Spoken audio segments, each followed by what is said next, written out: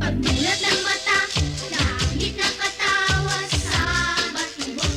Sa batibot tayo nang magpunta. Tuklasin sa batibot ang tuwa, ang saya. Doon sa batibot tayo na, mga bata sa batibot. Masigla. Doon sa batibot tayo na, mga bata sa batibot. Masigla.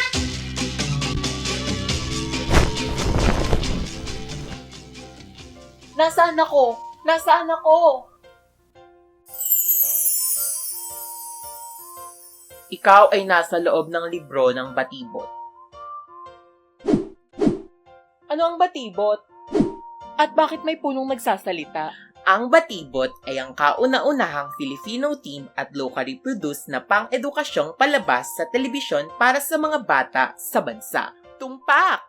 Dagdag pa rito, ito rin ay unang umere sa telebisyon noong Mayo 14, 1984 sa ilalim ng pangalang Sesame, bilang Filipino dub na bersyon ng Sesame Street at natapos itong umere noong Hunyo 30, 2002.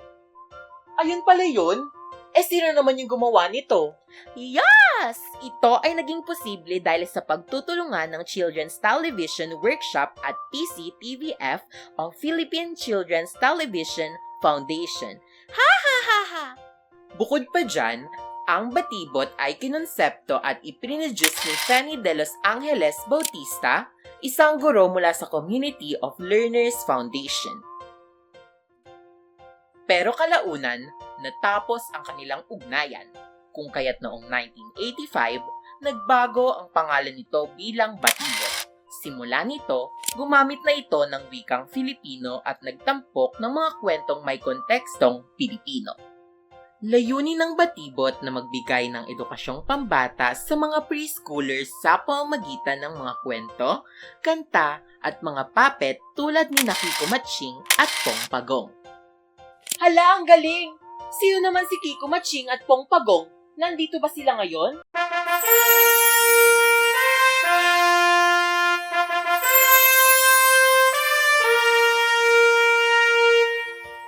Sino siya? Kasama rin ba siya sa batibot? Ay! Hindi mo siya kilala? Siya si Bahag Reyna, ang reyna ng buong batibot. Ha ha ha ha! Ikaw bata, sino ka at anong ginagawa mo rito? Hindi naman kita kilala. Hindi ka naman invited. Pasensya na po, Bahag Reyna. Nais ko lamang pong makita si Pong Pagong at Kiko Matching. Ayun lang naman pala ang iyong kahilingan, bata. Pwes, ibibigay ko ang iyong nais. Ipikit mo ang iyong mga mata at pagbilang kung 3, imulat mo ang mga ito. 1, 2, 3.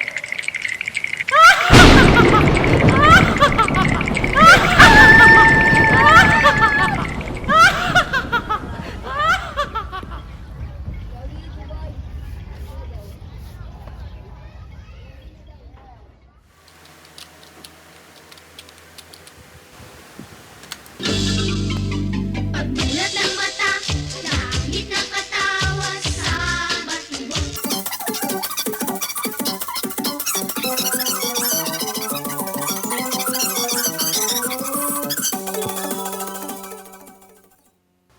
Totoo pala talaga ang mga sinasabi ng mga araw, ulap, puno at bulaklak tungkol sa batibot.